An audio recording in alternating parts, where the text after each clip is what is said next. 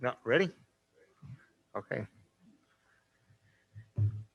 All right, the time is 3:07, so I'm going to call the Selma City special meeting to order, special city council meeting to order, located at the Selma City Council Chambers in Selma, California, uh, and also via teleconference at phone number 1-301-715-8592. ID numbers 826-5694-4448, password 0922.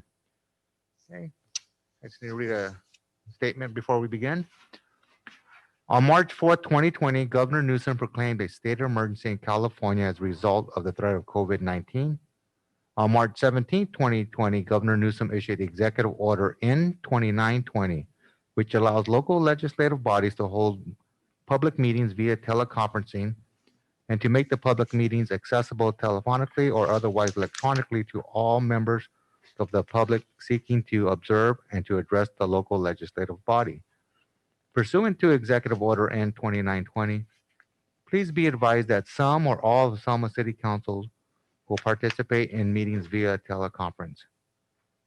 Public participation pursuant to Executive Order N-2920, and given the current health concerns, members of the public can access meetings streamed live on our YouTube page. Members of the public may not attend the meeting in person. In lieu of attendance at the meeting, the public can provide public comments verbally for the City Council's consideration by calling in on the number posted on our agenda. Staff will unmute the public comment during the public comment portion of the meeting. Alternatively, the public can send correspondence to the City Council regarding agenda items by emailing publiccomment@cityofselma.com by 2 p.m. of the day of the meeting with the subject line Selma City Council meeting correspondence, followed by the agenda item. Or City of Selma non-agenda item. All correspondence that does not relate to a specific item on the agenda will be made part of the official record of this meeting and will be referred to the city manager or other staff for any appropriate action or attention. Correspondence that does relate to a specific item on the agenda will be addressed at the appropriate time during consideration of the agenda item to which it relates. Contact the city clerk with any questions by phone at City Hall, phone number 559-891-2200, extension 3104, or by using the email address referenced above, which is publiccomment@cityofselma.com. Okay, order. Okay, roll call, please. Councilmember Avalos, Here. Councilmember Robertson, Here. Councilmember Trujillo, Here. Mayor Pro Tem Guerra, Here. Mayor Franco. Here. Potential conflict of interest. Any council member who has a potential conflict of interest may now identify the item and recuse themselves from discussing and voting on the matter. Seeing none, we'll move on to our oral communication. Notice to the public. At this time, any member of the public may address the city council regarding any item which the council has jurisdiction. No action or discussion will be taken on any item not on the agenda. Issue raised will be referred to the city manager for review. Members of the public shall limit the remarks to 3 minutes. Do we have anyone calling in?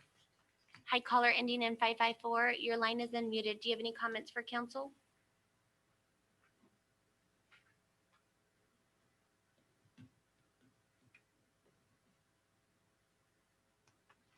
There doesn't appear to be any comments, Mayor, Yeah, and no emails?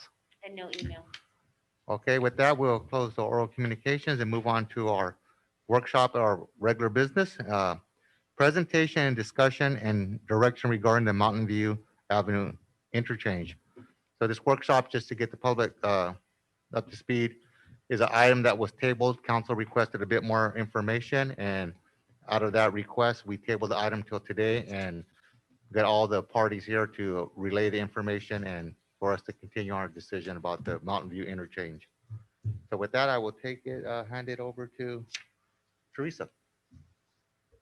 Thank you, Mr. Mayor, members of council. As the mayor mentioned, this workshop is brought to you today as a result of a council meeting we had in April where we brought forward a resolution supporting the Mountain View Avenue and State Route 99 interchange project.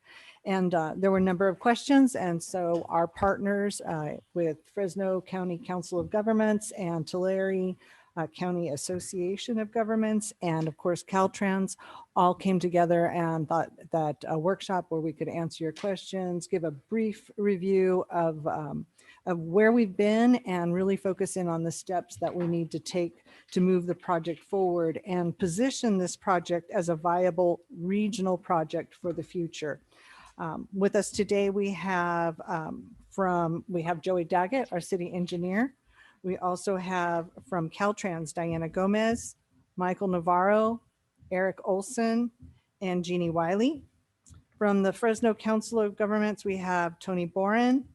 And from Tulare County Association of Governments, we have Ted Smalley. And we really just want to open this, have a presentation and open this up to your questions and answer your questions. Joey with the city will go ahead and give a quick review of where we have been with the feasibility study, and then we'll turn things over to Caltrans to go over the project process for Caltrans, and then we'll go with our regional partners to talk about funding and that regional process as well. And we can also talk about city resources that we have as well. So with that, I'd like to ask Joey to give us a brief overview of where we've been before we turn it over to Caltrans. Thank you, Teresa. You guys hear me okay? No. Anybody hear me? So it sounds like there's some feedback. So if anybody has like a double line open, can you just mute one of yours? Or if anyone has YouTube open, can you just mute that? Am I okay now?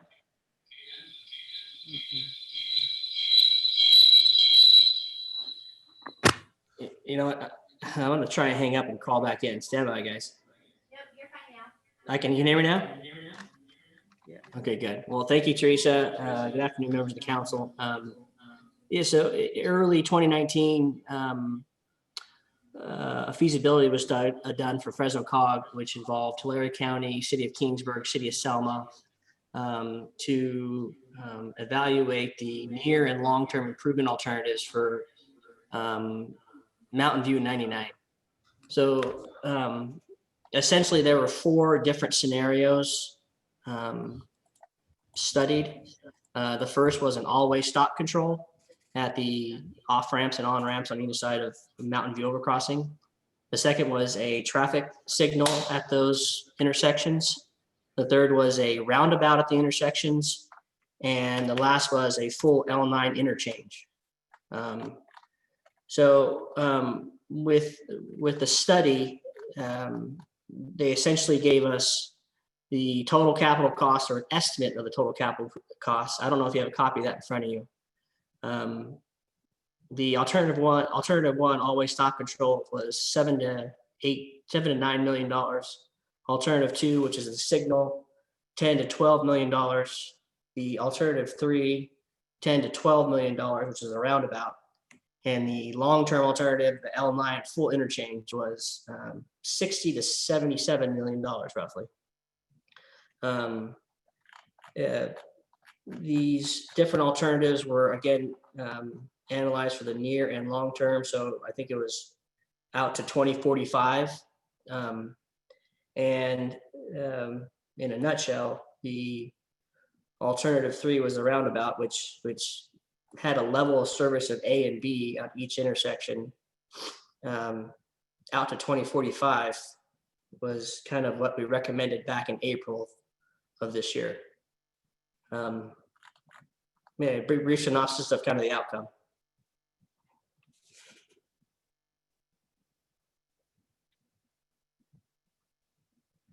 Teresa, I can't hear you. Are you there? Yes, thank you. Thank you for that summary.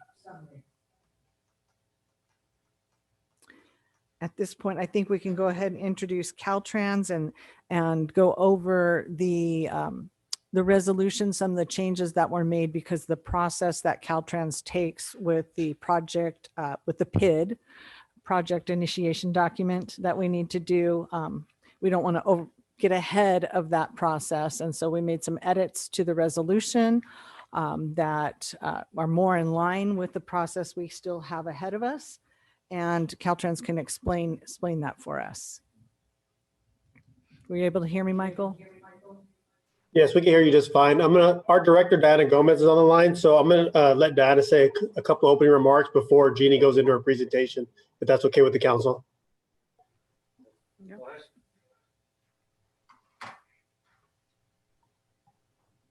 Yeah, this is Diana Gomez, District Director, Mayor, Council members. Thank you very much for giving us the opportunity to come and provide an update on the Mountain View interchange. So we really do appreciate the time and the dialogue. So at this time, I'm going to turn it over to our project manager to provide that update and so we can have the discussion. Hi, good afternoon, everybody. My name is Jeannie Wiley. I'm the project manager for this project now. I'm going to go ahead. I prepared a presentation that I'm going to share with you. Can everybody hear me? Yes. Yes. Okay, beautiful. Let me share this screen. And can everybody see my slide? Mm-hmm. Great. So today I'm going to do just a pretty brief delivery process overview. I'm mainly focused on the project initiation document because that's your next step. We can certainly talk about any of the other steps towards the ultimately delivering construction, but it gets to be too lengthy to try to discuss all of that in one setting. So with this, introduction of the project development process is the project development process spans that period of time that begins with feasibility studies and ends with the completion of construction. The development process is tied to the legal requirements of environmental laws and regulations. It melds engineering requirements and Caltrans management approval steps with the environmental process. Our phases of project delivery start with a need that's identified. It goes into the planning stage, which is where we are right now, the project initiation. Once this is approved, then we go into what we call our preliminary engineering and environmental analysis. This is called project approval and environmental document. It's also known as PANED. This is when you gain project approval for actually going ahead, designing and constructing the project. Final designs and plans and specifications, that's in the blue, is known as our PS&E process. That's where you take all of the preliminary engineering work that was done in the prior phase, and you go ahead and you finalize it. You produce the actual specifications, the actual plans, and the estimate that will become what the contractor bids on. We have construction where it goes to the construction phase. And then of course we have all of the right-of-way requirements that start with the PS&E phase. You've already completed step one of a planning level document, the feasibility study that has been prepared.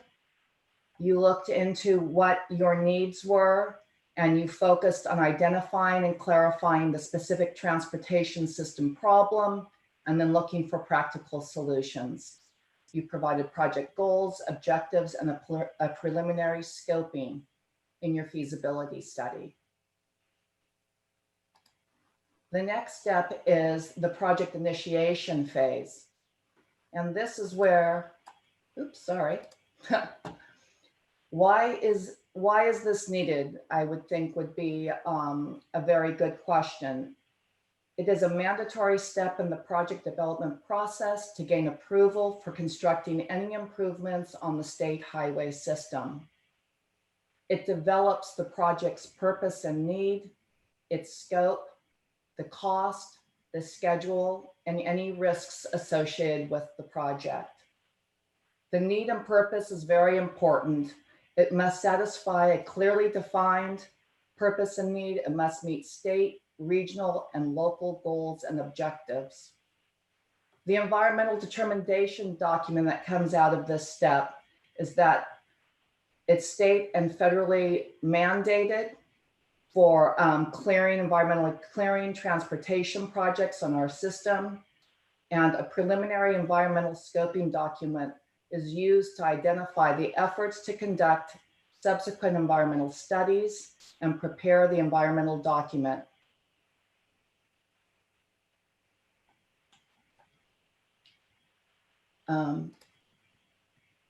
Other considerations that are in the PID is that there is a refined cost estimate generated. There's preliminary right-of-way and utility information that is gathered. There's stakeholder involvement that is defined. There are agreements for interagencies such as cooperative agreements or charters that need to be identified. There's constructability review for what you have already as your alternatives for any fatal flaws. There's a safety review.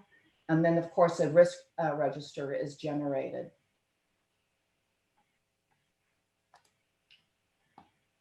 So this also develops the project's capital and support costs. So there are 7 support costs that are developed. There's the project approval and environmental document, which has to be, I've already spoken about. The final design, that's a support cost. The right-of-way support cost for producing mapping for land purchase, easements, and potholing. There's a construction support cost element to make sure the contractor is managing the budget, is coordinating with the contract, and to ensure that the contractor is building according to the contract plans and specifications. There's the construction capital funding, which is your capital cost to actually construct the project. And there's right-of-way capital funding. This is for paying for environmental permit fees, utility relocation, potholing, the actual acquisition of the land, including title and escrow fees, and the purchasing of any needed environmental mitigation credits. Right now, what you've generated in your feasibility study is that you've got a great start. You've already identified and done a thorough analysis on all of your alternatives. You've also already generated a range of costs for your alternatives. For the capital cost that you see in roadway, for the right-of-way capital costs that you see here on the 3rd line. And then we just have a 50% here for the additional support costs that I mentioned earlier. These would be all refined down to one finite number. It would end up looking like this in the PID. It'd be where if you actually have all of your funding in place, we could actually go out and based on our schedule, tell you how much you would need in each fiscal year. Or if you don't, it can become as simple as what I have on the right, where we just identify where the P&E phase funding would come from and any type of capital outlay support. It just depends on how far along you are in your process of identifying funding for your project. The schedule is the same. If we know the delivery year that you want to deliver it in. We can develop a complete schedule for you from beginning environmental all the way out to contract acceptance of the completion of construction and ending the project. Or we can just begin with your first few milestones as you identify funding and we move through the process uniquely with each phase.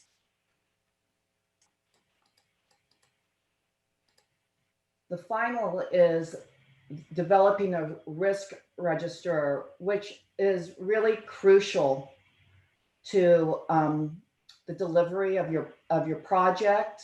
This is a ongoing dynamic register as we move through each phase. I've given just an example of what it contains. It identifies the status of the risk. There's an active or if they've been retired already, depending on what phase we're in. If it's a threat or an opportunity, opportunity could be more funding that becomes available. Threats are unknowns that we're trying to anticipate.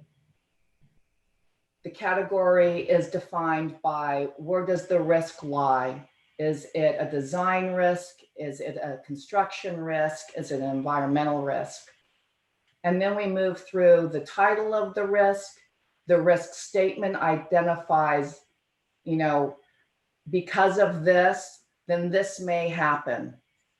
And then our assumption that goes along with that risk, the risk trigger, and then it goes through a risk assessment of the probability of occurring, the likelihood of how it would impact your schedule or your support costs.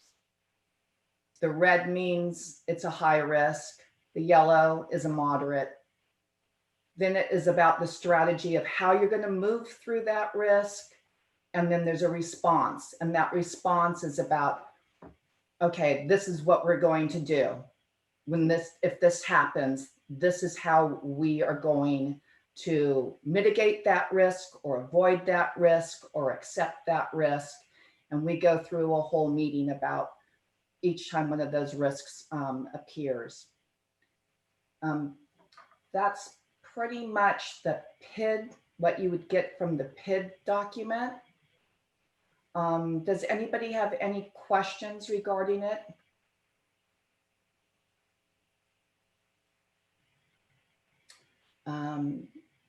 Does anyone want to talk about how it impacts Mountain, your project, or any? Can you hear us okay, Jeannie? I can't hear you, no.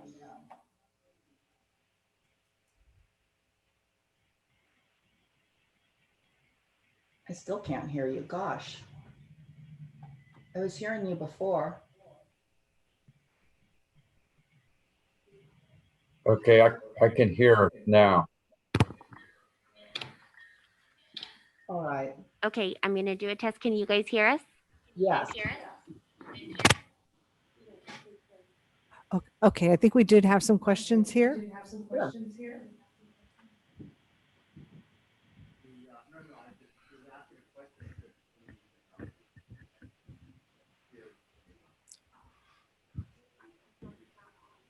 Is Diane going to talk about the cost?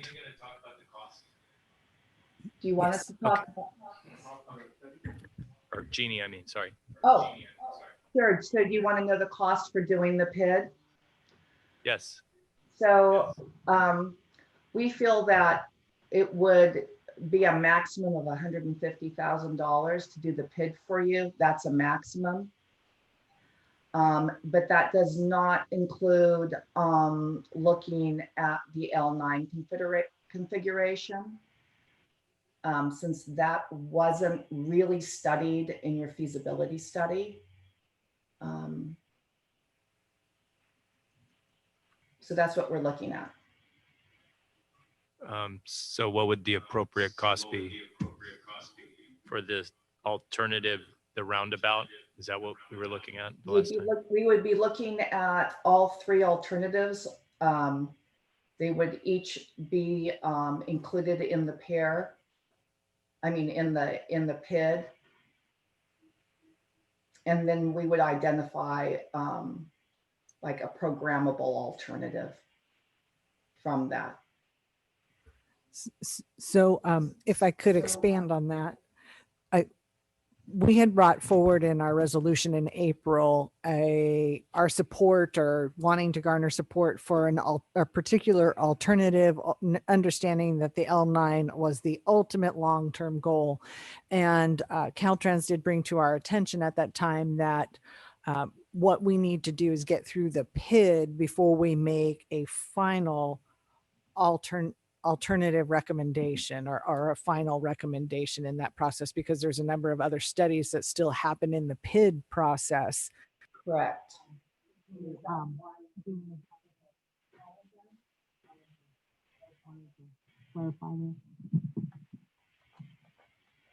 I've got, if anyone wants to revisit the feasibility study, I have it here and talk about what was generated in it.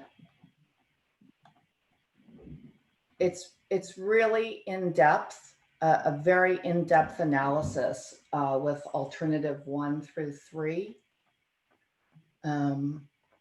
That's why the long-term L9 interchange, we usually don't do long-range alternative because they're outside of the design life. And the alternative 3 for the roundabout shows an A beyond even, I believe, it shows an A in 2020, a service level of A. So the belief is that that would be more than adequate to serve your purpose.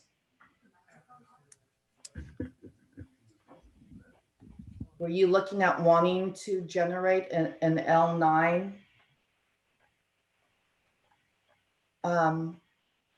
to look at that?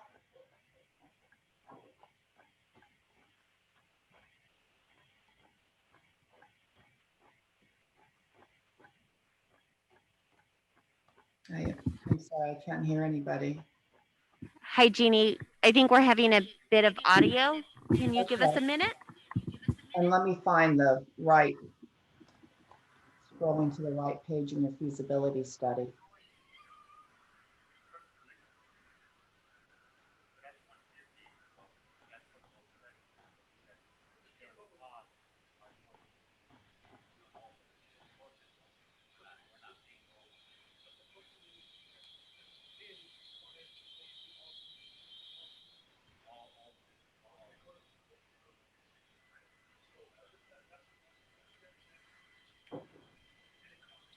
All right.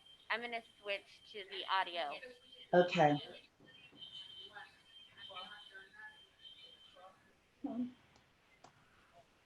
Uh-oh.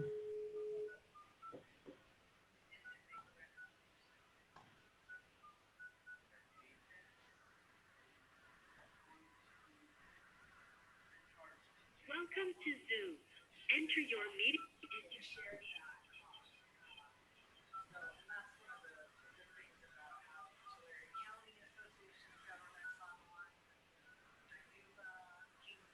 Enter your participant ID followed by pound. You have entered the meeting as a panelist. Attendees can now hear you speak. This meeting is being recorded.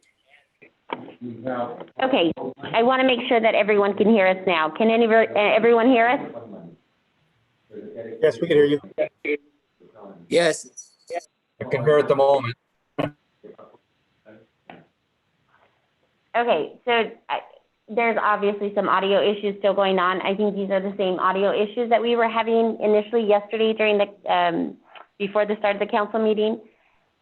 I think our only other options is to use our speakerphone, and what we can attempt to do, and I do apologize everyone who's calling in, is maybe we can just put a speaker to this so that they can hear us loud and clear and we can still use the speaker, and maybe that'll work.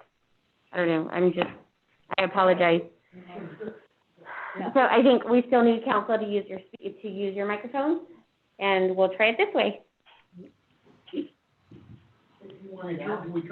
Yes. I don't know. Try it. Sound is good out here in Zoom land, Raina. Tony. Hi, Tony. I'm glad I could hear you just fine. Perfect. Thank you. I think where we left off, if you can hear Jeannie, is we were wanting to make sure we understood that in going through the PID, we do need to evaluate all the options and then make the recommendation on the best option to move forward with the next step. Correct. Correct. So the three alternatives that you really looked at in the feasibility study are here. Alternative Hey, four. hey, Jeannie, Yes? let me interrupt you. The table you're showing is the Mendocino Excuse me. analysis. Yeah. Let me go back up.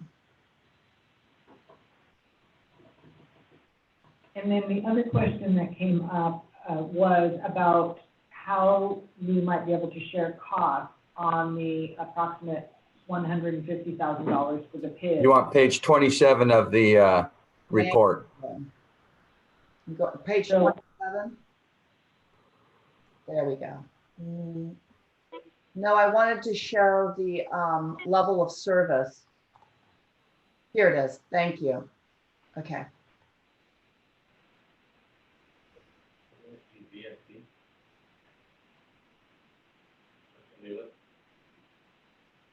Well, this was done before. Well, they got that part of the report first. Well, they sold it, they there's I don't know, that's how it is, when I overpass.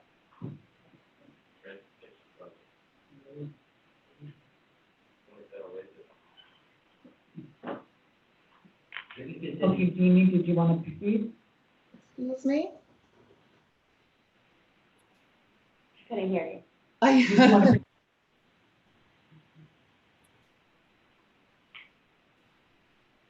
I created Michael. Make a couple comments. What, Mike? If it was okay with the mayor and the council, I was going to make a couple comments if it's okay. Oh. Yes, please. Thank you. Good afternoon, Mayor and members of the council. It's Michael Navarro, Deputy District Director for Planning here at Caltrans. So I think what we looked at, we talked about the PID last time, and I think that's where our meeting kind of went a little sideways, not really understanding what the next steps were, what the costs were, and maybe we weren't best prepared to give that information at the time. I think what the team has done is kind of gone back and really focused on what we heard at the last meeting and really trying to understand what that need and purpose is to satisfy, the city, the interregional traffic, and the mobility for this area at Mountain View. The L9 is obviously the long-term alternative beyond 2045. It's over $60 million investment. So when we scope this PID, as Jeannie showed you, we're really focused on those three alternatives that seem to be very cost effective and also provide you with excellent level of surface for years to come. So three alternatives, we'd have to kind of look at those alternatives anyway, because we have a process known as ICE, which is our intersection control evaluation. So anytime we introduce intersection control, we have to look at always stop control, a signal, and a roundabout. In all honesty, a roundabout a lot of times ways comes down to the preferred alternative, and that kind of aligns with what the council was recommending in their preliminary resolution at our April meeting. And if you see from what Jeannie pulled up, also the alternative 3 also provides the best level of service. So it looks like a very strong favorable alternative. Like I said, I think where their concern came last time was our team indicated that we really can't pre-select alternative until we go through this PID process and go through that first step.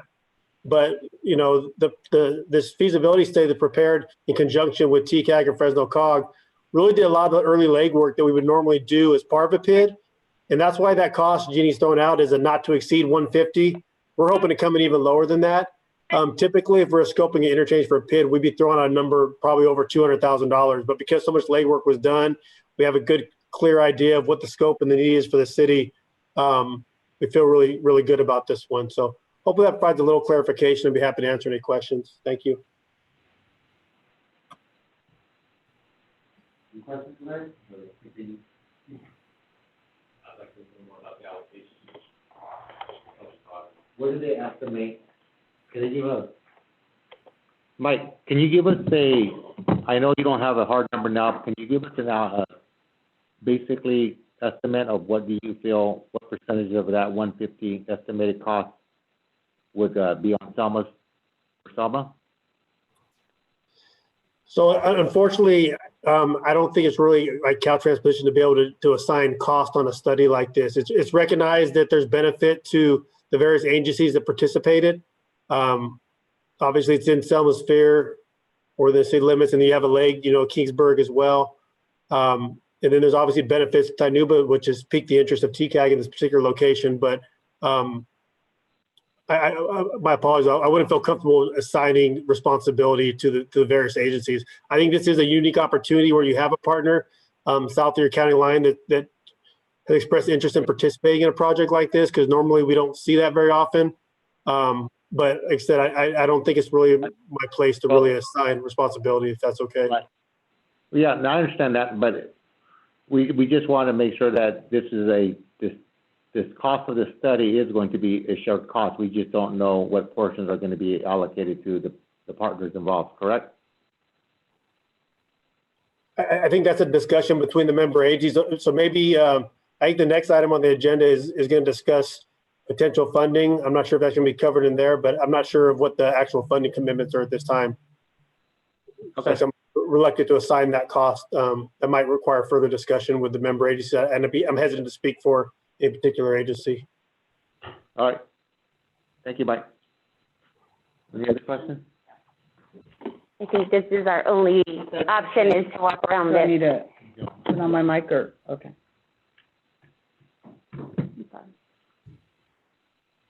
Hello, Mike, can you hear me? I can. Okay, my question is, has your discussion or has this project been discussed with our other partners like Kingsburg, Tulare, Dinuba, their city council? So I'm going to defer to Eric if he can hear right now. We did do similar presentations to the other agency as we did for your council. Mm-hmm. But I'm not aware of anyone actually adopting a resolution yet. I think they're kind of waiting to see how this went with Selma first, since it's closer to your jurisdiction. So I'm not sure if Dinuba or Kingsburg actually passed resolutions, although they were presented the same study that was presented to your council back in April. Okay. Okay. Yeah, thank this you. is Eric Olson.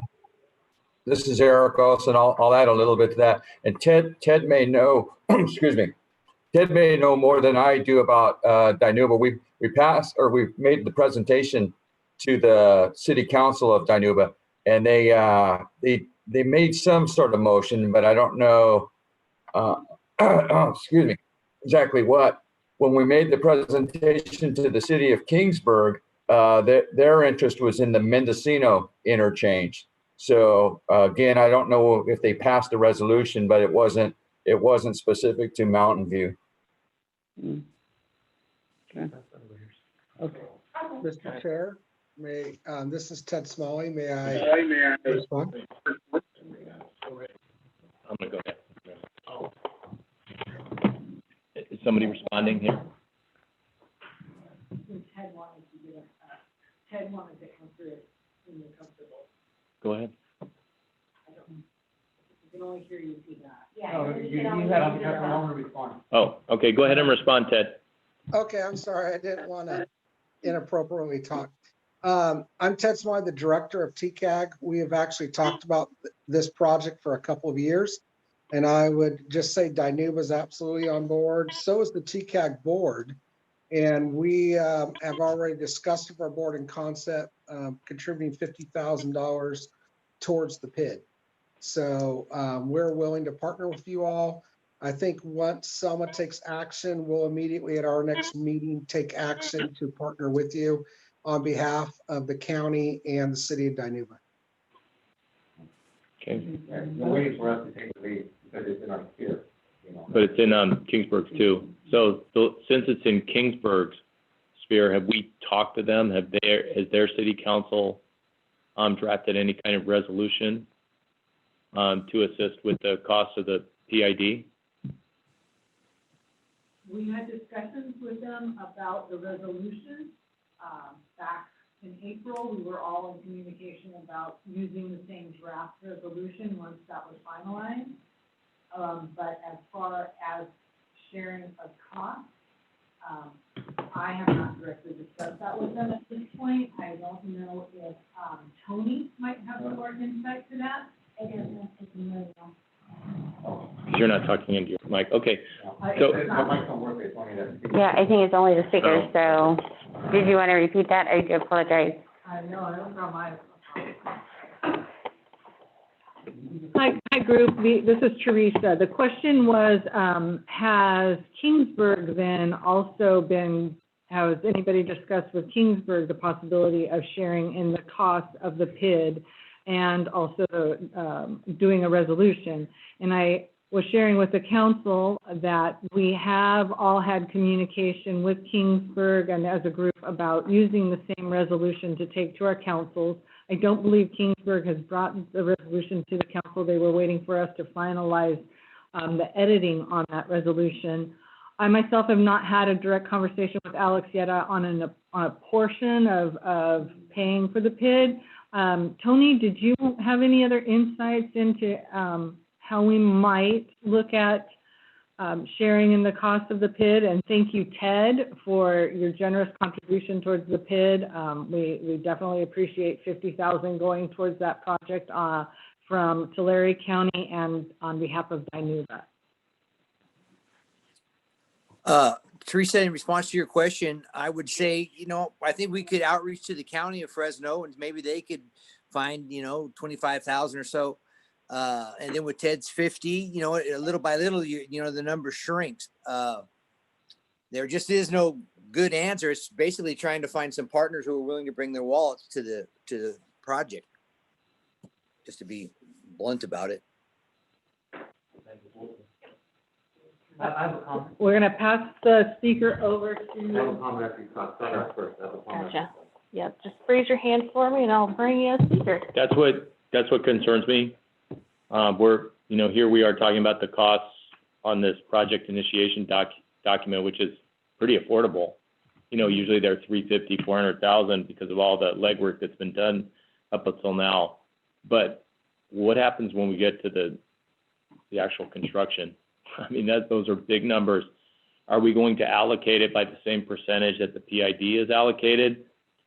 Will TCAG be right along, in that at the same time with that, in that same proportion? Because they're being very generous on the PID. Will we hopefully receive that same generosity when it comes to the actual project? Because that's going to be somewhere in the area of 7 to 10 million. And it's just, if this is going to fall on Selma because it's in our sphere of influence, why would we even move forward on this? It's in everybody's interest. The swap meet is down the road, which is part of Kingsburg. The project, Selma Crossing, as we heard last night, is not going anywhere right now. So, I mean, in terms of timing, I don't know if this is the greatest timing for a project like this in terms of Selma's interest from this one council member's perspective. Thanks, Tracy.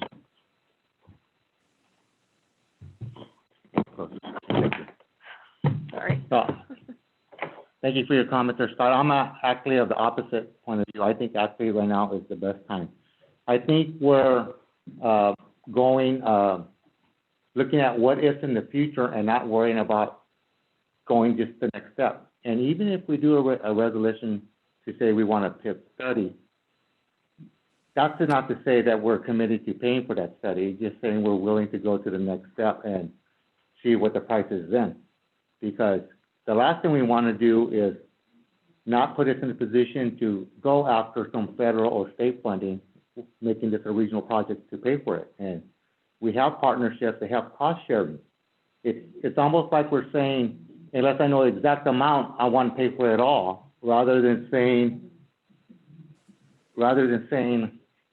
I can't, I'll pay for it all, rather than saying that, sorry, my phone went off, I'm wearing hearing aids connected. rather than having an exact amount, we're saying we don't want to do cost sharing. So that seems silly. Because what we're saying is we'll pay for it all by ourselves because we don't know the exact amount today, or we'll position it today. We got to plan to be successful. This is the next step in a 2-year process. And just because we don't know the exact amount now, it'd be silly at this point just to end the process. So I think what I have a question is, if we choose to go forward, that's not really committing us to pay for the PID. It's just saying that we support going into a PID, right? The resolution would say we would support moving in the direction. But it wouldn't commit us to pay. To make steps forward. Right, it wouldn't As commit we us. can. Do you want to, can you have a comment? On that one? Sorry. This resolution is not going to commit us to paying for it. It's just saying we're supporting it, right?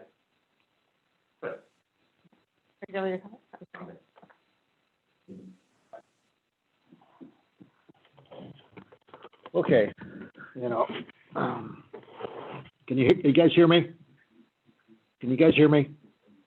Yes, sir. I guess not. Okay, the only thing I'm really concerned, Tony and guys, I don't see all the stakeholders committing here, you know what I mean?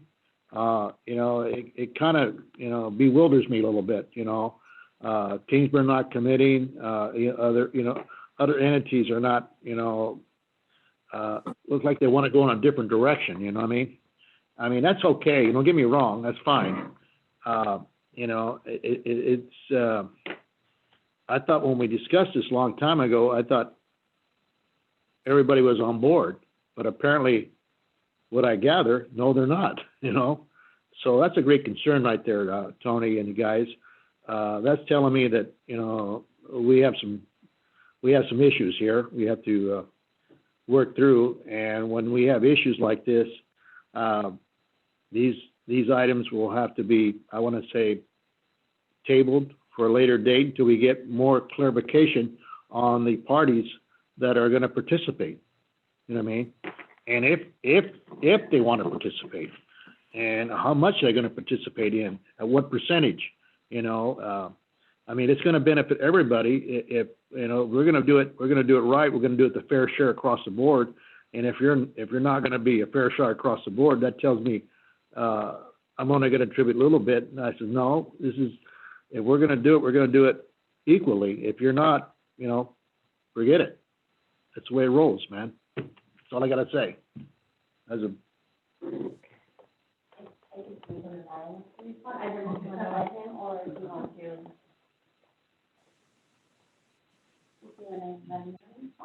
Go ahead, Michael. Thank you, Ed. Mayor, Council, I just want to comment and revisit the comment made earlier about, does this resolution commit you to move forward the PID? No, by no means does this really commit you to move forward the PID. It does allow you to have those future conversations that have been expressed today about funding and cost sharing and look at alternatives, and ideally put you in a position where you can compete for whether it's, CMAQ grants for roundabouts or any other kind of grant money for funding, but it just moves you a step closer to put yourself in a position to be successful down the road. Really, this resolution, I think what we were envisioning was, we did the feasibility study. It just kind of ties a bow around and puts the feasibility to rest, saying that we agree, we accept it, and now we can start exploring the next steps in this process, which, as Jeannie explained, is the PID. And, a lot of things about cost sharing, it's easier to have those conversations once we've done a PID, because now we can really dial in those costs a lot better. We can look at cost, scope, and schedule, environmental impacts, all those kind of good things. I think that would allow all the member agencies to have a more comfortable conversation about potential cost sharing as we go forward. It was kind of like another step in the due diligence process. So I just wanted to add that, and like I said, clarify that, the resolution today would not commit you or obligate you moving forward, but it would say the next step would be a PID if everybody so desires. Thank you. Thank you, Michael. I think that's a very good point, that it's tying the bow on the feasibility study and letting us all know that we can now start to talk about next steps but aren't committed to them. One other thing that I think came up as we went around the room was there's different phases, as Jeannie pointed out. There's the PID, then there's the PAED, and then there's construction. And as it's been explained to me, when we get to construction, there's a lot of opportunities to use a variety of regional grant resources and funds. It's not just one city's resources or there's a much broader spectrum of funding opportunities for actual construction, where we all have to come together regionally to use some local dollars is getting us to the point of construction. Can someone talk more about that? You know, I'll pipe in. I think you're right, Teresa. It's arguably much easier to find construction dollars, right? So in this case, conceivably, Selma could submit this project from our RSCP or CMAQ competitive bid pot and pick up, you know, $2.5 million there. Maybe Ted in his one of his federal aid programs, he's able to fund it at, you know, a couple million. There's more opportunity. It's this middle ground between where we are right now, kind of these initial steps. You know, we kind of got, you know, our first step down the pipeline, but now it's moving forward. That's where the challenge comes in terms of finding the funding. Do we want to talk about some of the resources we have today? I would say definitely we have plenty where we, you know, if you feel you already came up with some kind of funding, Teresa, maybe we could talk about that and then see what we decide from there. I'd like to know how much this can cost. Well, we won't know unless we pass this resolution that's non-committal. That's what they're trying to say. You won't know the cost unless Selma takes the lead to move forward. And then there's no commitment to pay for it if it's out of our means or if we Yeah, but why are we even doing this if we don't know we're gonna have people, we have other communities, you know, TCAG pulling up on this one, that's great, but where's Kingsburg? And also, what kind of commitment are we gonna have for the actual construction project itself? Well, it's a big dollar item. Yes, it is a big dollar item, and we're never gonna get to that discussion if we are too afraid to move forward on a non-committal thing. Yeah, no one's afraid, but I'm afraid for taxpayer money. That's what I'm afraid for. So I want to make sure that we're going forward on the right basis, you know, we have funding for this. So talk to us about the funding for the PID from the city perspective. So then I could. That's the first step. If we can't even get past this, we're looking at $10 million project. So as you're aware, when we talked about construction and capital improvement plans, there are multiple mechanisms that you can currently utilize. Some are already with COG, like CMAQ or maybe some STIP money, but you also have your funds that are currently with the city, like your TDA funds, your gas tax funds, even potentially maybe the SB1 funds or something like that. So you have multiple mechanisms that allow you to be able to pitch in for this PID to get this process started. Again, getting this PID will kind of get you to that point where you can actually go outward to look for funding mechanisms. We all know this is a large project, and pulling together is really what makes it happen for a project like this, getting regional money, getting federal, state dollars to be able to get that done. And that PID is going to be your first point of contact. With Tulare County pulling in our TCOG, our tag, getting in and putting an initial allocation of $50,000, I think together we can easily scrape up, a factor to be able to cover that, the remaining difference of the remaining organization. So I think your funding source to get that PID is available in there for you. So at this point, we don't know if it's gonna exceed 150,000, is that correct? She said it would not exceed. That was a not to exceed, correct. So they're saying that the feasibility study has done a lot of the upfront work. I think where you got a lot of the sticker shock before, where a PID was normally talking around 350,000. So we've already, just by doing the feasibility study, that only cost the city about $10,000, and that got us half the way there, if not more.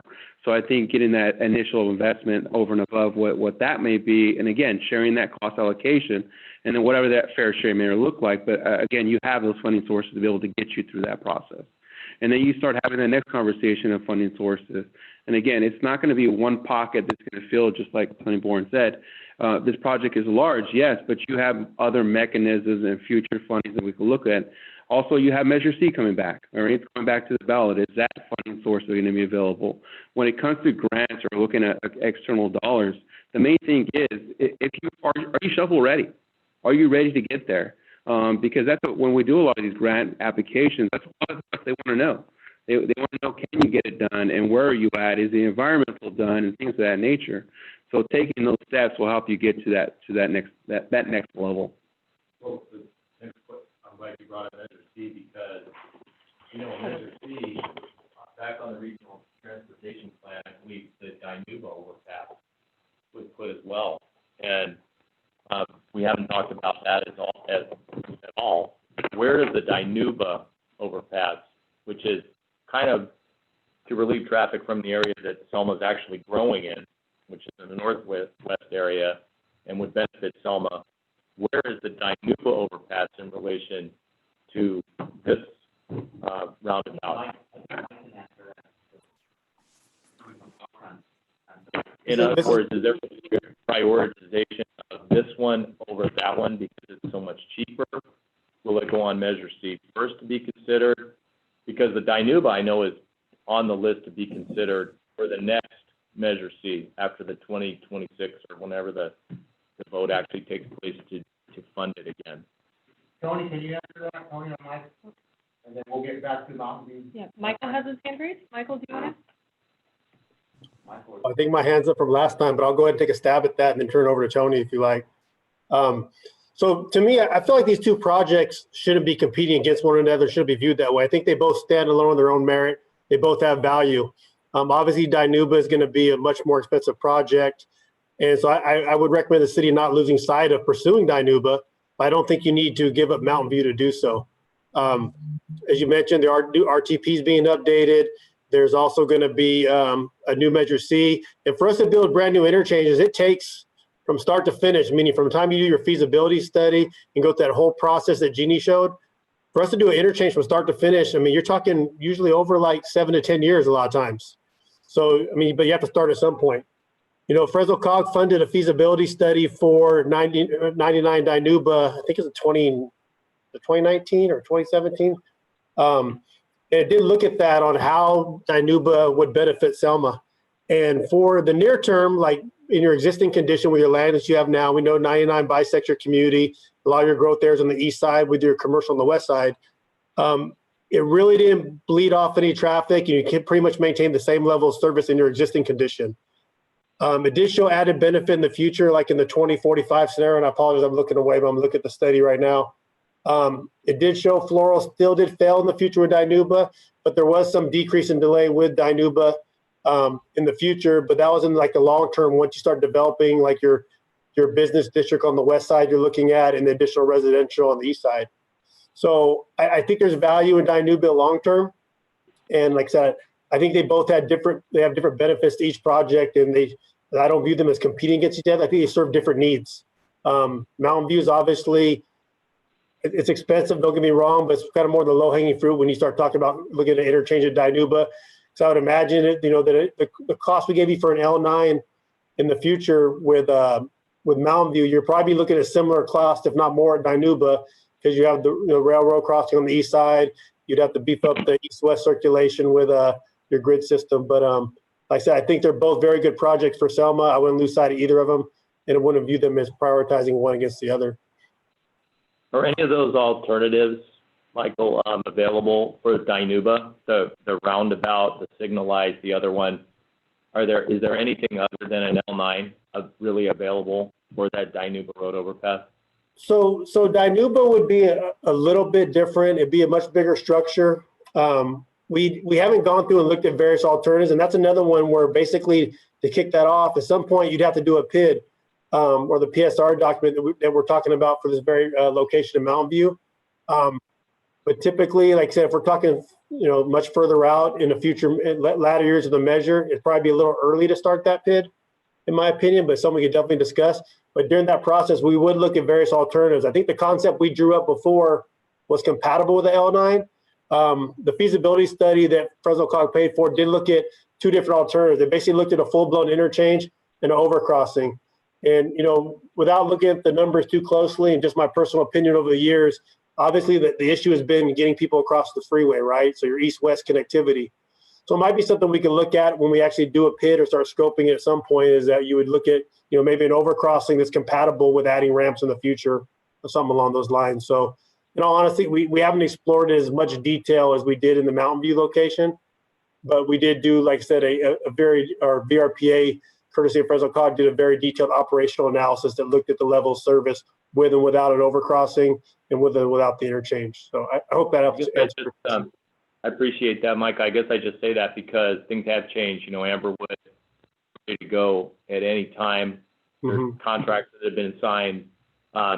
Raven is working with KB, the city, since we talked about this the last time, received a $4 million grant for a new park at Rockwell. Hampton Inn is going in through the valiant efforts of our city management team. Selma Grove is going in. So really that area is kind of happening. No, it's not kind of, it is happening more so than the south area right now. So that's why don't want to overlook that part of town and what could help traffic and folks to get to that area of town, just because, like you say, the Mountain View project is lower hanging fruit. It's just more economically feasible to do that. I don't want to ignore the other project just because it would take a little more to do that. And they don't need to compete, but I think they need to coexist. Right, I wouldn't disagree. Like I said, I think I wouldn't lose sight of either one. These large interchange projects, I think, Ted and Tony could probably share multiple examples of how long it's taken to fund interchanges, the multiple funding sources it takes, and the time it takes, and pursuing grants, et cetera. Like I said, those could go on parallel paths, in my opinion. But like I said, you're the decision-making body with your council. But like I said, I think both projects, stand alone and have very good merit. Any other comments or questions?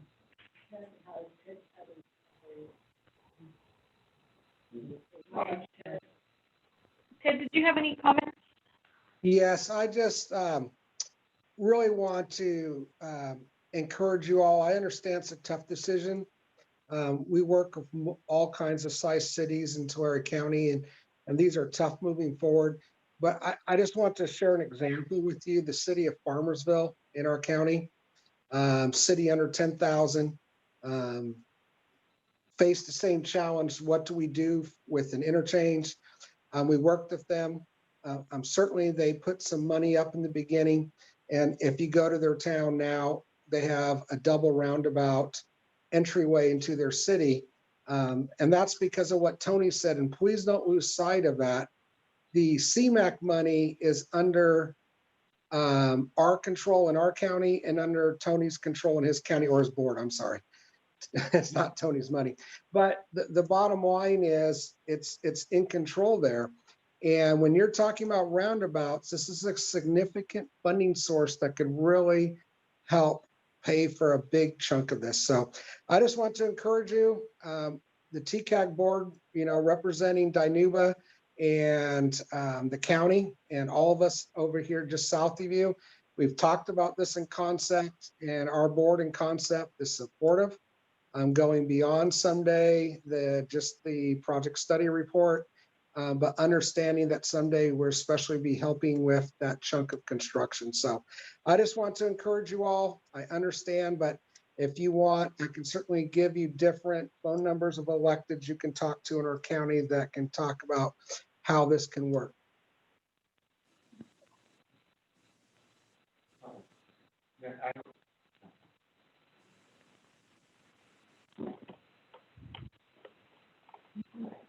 Any other comments from anyone else on the call? I'll turn it back to you, Mr. Mayor. Thank you. So basically, I think we all know that passing this resolution will just keep the process alive and keep going. It's not really keeping, it's not a financial commitment at this time, but it's just keeping the process alive. And should it collapse, then we have to go back to this whole process again and then pay the whole feasibility study and the PID by ourselves next time. So I just want to stress the importance that that we should be mindful and move forward and keep our eye on the future, and this just positions us to be successful. Yes. I'll take a peek.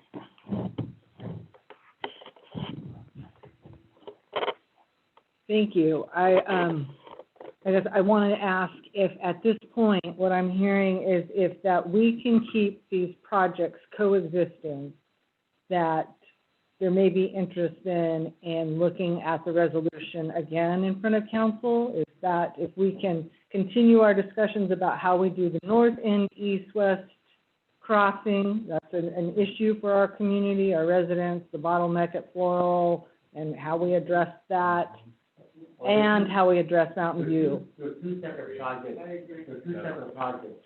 We need to make sure that they're both on the table. Yeah. And that we're not putting one over the other. We're not choosing one over the other, we're just addressing this one first.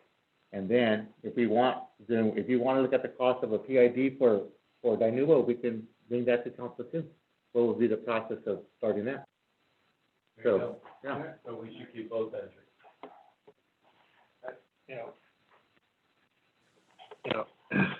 Hey, guys, I was again, I grew up in the town of Selma here. I was born here, guys, and I seen my father built these bridges, believe it or not. If my father was alive, I would have tell my dad, you made a mistake on Floral exit. But, I look at it now as a kid, and we, growing up and working with my father up and down the freeway, checking the bridges, I look at it now with the traffic studies and everything, and I know certain areas need help, major help. And I know that Floral exit is a major, in the next, honest guys, in the next 10 years or less, it's a traffic hazard already. It's going to be a major from all the way to Hanford. It's going to be a major. You can see it already coming already. Only 3 o'clock traffic under the bridge over the. It's a mess, guys.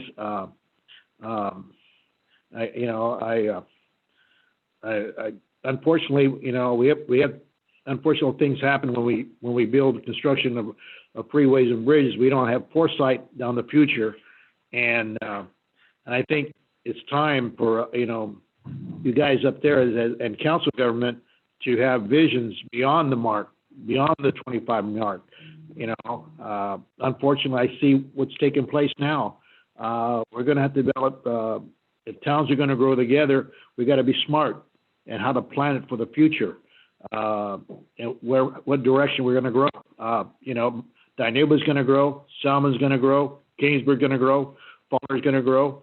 So when we put these roundabouts or bridges, and we got to be smart in what we do.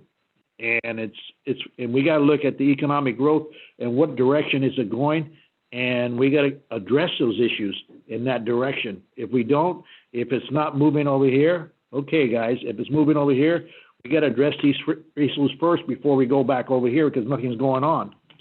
So I'm just kind of giving you a scenario of what is happening in the valley and what is happening overall to every city. So it's a tough decision right now. So I'm just kind of letting you guys know where I'm at. And So you want it to be, so we get both. well, we have to look at where the economic growth is going. Just in terms of discussion. You want it, I'm hearing you say you want both well, we overpasses. can put The them both PIDs on the for both. table. We can put them both on the table. Well, So we do what's feasible for both. feasible, for the future. You got to look at the future. What direction is the town growing? And see, I know Florida's, it's a mess. It's going to probably take maybe $150, $200 million to fix that thing. Am I correct, guys? Up there? Yeah. Maybe about, Tony? You're in the Not that ballpark. much. I'm in the ballpark, It's a right? big Yeah. ballpark. Yeah. So that's one of the issues.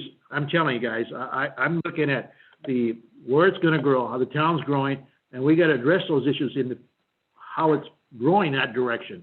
Like Fresno. When Fresno grew, look at 168.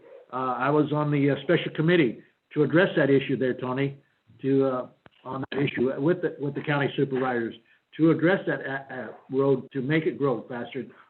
You know what I'm talking about? So we had to address some of those issues real fast. And I see the same thing happening here. Okay. Okay. Just for clarification, this is a workshop on the mountain, well, hold on, Jim. Mountain View, okay? It's not about Dinuba. If you want a workshop on Dinuba, it can. I don't know what you're saying, but they just said these are two separate projects. They recommend that we, as a city, go after both projects. Okay. So step one is we have a cost sharing. We don't know the amount, but we have cost sharing, right? That's right. So on this one. So let's do this, because I don't think TCOG is gonna give us any money for our PID for Dinuba overpass. But that's a different thing. Let's tackle this one. We're in a good position to move forward on this one, just to the next step. That's it, just to the next step. And then we can create another workshop and focus on what can we do to kickstart Dinuba. So you don't have to tie them together. In fact, they say it's better if they're independent, and that's all it is. So we can talk about Dinuba overpass all want, but this has nothing to do with Dinuba right now. We're talking about Mountain View. Okay, we're talking about Mountain View, right? We'll take it aside. Yeah, thank you. Okay, so I understand that. We're here to talk about Mountain View, but the reason TCAG is willing to pitch in is because they're getting a lot of benefit from this. So. Yes, they are. And the Dinuba, you really can't have this discussion without talking about Dinuba, in my opinion, because it is something that we definitely need because of the congestion on Floral and because of the growth pattern in Selma. So I don't think it's irrelevant. I think it's very, very germane to this discussion. Yes, I mean, I think, this is something to keep looking at and to keep moving forward on at this stage, as long as the city, there's a genuine cost share there on their project initiative. Fair cost share, A fair cost share based on who's getting the most benefit from this. And I think the danger of this is that, we move forward into this and start talking, and then, someone has to, everybody says it's in their sphere of influence. I'm already hearing that, hey, this is in Selma's sphere, so, you should take the lead on it. I'm not so sure of that. I think this is in Kingsburg as well. I think we own three corners of that sphere. Well, the one that it facilitates, the main economic venture right there is the Selma swap meet, which is part of Kingsburg. So, again, which we get no revenue for, but, I mean, it's a project that bears looking into, absolutely. And I think we should continue the discussion, however, not to the exclusion of the Dinuba road overpass. And I'd like to see more about that in the future. I appreciate, Michael's comments that it's something that is a viable project as well, and that we need to pursue both. Today, we're here to discuss the Mountain View, and the PID is pretty reasonably priced. Usually it's $350, it's $150 here. Again, I would like to know. It's 100 because TCOG committed 50 already. TCAG has already committed 50. Our assistant city manager is guaranteeing us that he can find the amount that Selma, without taking from the general fund or anything that we pay the employees with or public safety. So that's a very good assurance right there that we're getting from our finance director, assistant city manager. Have we heard anything from Kingsburg, from Alex Henderson or the folks over there regarding their position on this at this point? It's been a while since we last. I know we've had COVID and we've had a worldwide pandemic, so I mean, you can understand why this wouldn't be at the forefront of discussions, but I would like to know where Kingsburg stands on this whole project. Have they had a change of heart, or do they want to still continue to be part of it? Certainly, I can reach out to Kingsburg, and Tony mentioned also that Fresno County might be a participant in this next step. So if I hear that we have council's support to continue this discussion, and it sounds like we do have a majority that want to continue this discussion, not at the exclusion of the Dinuba overpass, then we can bring a resolution. Our next step would be to bring the resolution. We have a draft in front of you that Caltrans is comfortable with. It's as Michael Navarro said, it's tying the bow on the feasibility study and just saying that we want to have these discussions, no commitments. And I think if if council would be willing to put that on the next agenda as a consent item, that will help us in our discussions with our partners in Kingsburg and Fresno County, that, you know, this is the step we want to take, and we hope you'll be. It makes sense to look at it without committing any dollars to the project. Right. And then at the same time, can you check to see about maybe getting a presentation or another workshop? And just to say where we at with Dinuba and to see where we take to take that, right? But a separate workshop where we can just focus on Dinuba. So, all right, I'm good. So I know hold on. I know, I'm sorry guys, I know we fell kind of off course here on the agenda. And it's been long audio issues and stuff. But I think we're at a consensus right now. I don't know if you guys want to invest more time explaining it, but I think we're on the same page right now. So, I'm gonna let my colleagues ask any questions they have. Now I think it's to get the other cities involved, Yeah. especially Kingsport, Yeah. what they are on this. Are you gonna reach out on that, city manager? They're waiting for us to step up. Teresa, let me, you know, you guys up there, you know, if we can reach out to the other stakeholders that are part of this, you know, I want to know exactly, you know, how committed are they, and you know, how much, you know, really committed are they with this project? You know, I don't care, you know, Kingsburg, who's ever part of our stakeholders in this group, you know, in the bridge. I want to see, even Tim Jones, ask him if he wants to chip in money, you know, and he's got valuable property over there that will benefit from it, you know, so ask him. And would you have time to do that before the council meeting if this goes on consent? Would you have time to reach out to City Manager Henderson of Kingsburg, just to run this by him, let him know what we talked about today? And I don't know if he has time to run it by his board, but, you know, just. That part I don't know if you will, and it might be better if we have our resolution adopted. Well, you can tell him we're drafting a resolution to put on the council meeting, but haven't checked in a while. Can you just ask him? Absolutely. Have you had a change of heart, or are you still want I to can investigate this further?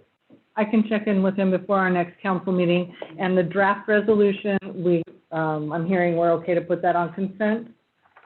It's attached as a copy here. If you hear from Henderson, maybe we can pull it off. Okay. Absolutely. I'd like to thank TCAG for the 50,000, and I think this is really important. I've been really quiet because I'm just listening to all of us, and I think I think one of the biggest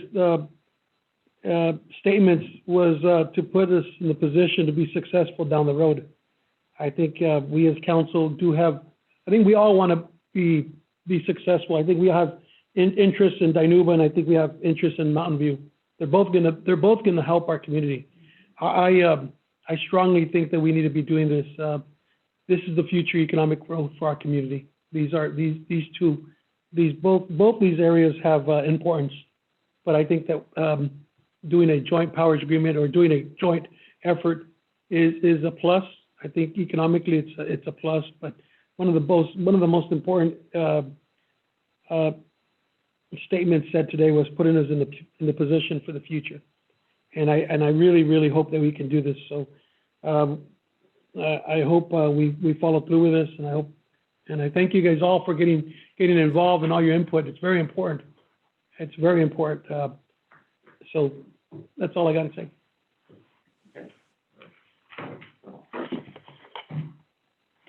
I just thank our partners and okay. Okay. This is Teresa. Just wanted to say thank you to everybody on the line. I really appreciate you providing insight for all of us today, so we could make a lot of headway on this topic. And it's an important project for the region. And I know our mayor would like to also then have closing comments, but if anybody else on the line has any comments before we take the speakerphone over to the mayor. I'm not trying to make them, I'm so sorry, I'm not trying to make anybody dizzy. Not what I'm trying to do. Thank you. Teresa, this is, and I just wanted to thank the council and just let you know we are here if you need anything else from us. Thank you. All right, you're welcome. Thank you. And just with that, I know on behalf of the entire council, we appreciate everybody's effort and time to make sure that we are fully informed before moving forward. Sometimes it seems tedious, but it's a process that we need to go through at times. So with that, I'm going to close this meeting and thank everybody for their time. All right. Thank you. Thank you very much. Thank you, everyone. Appreciate it. All right. Here, ready.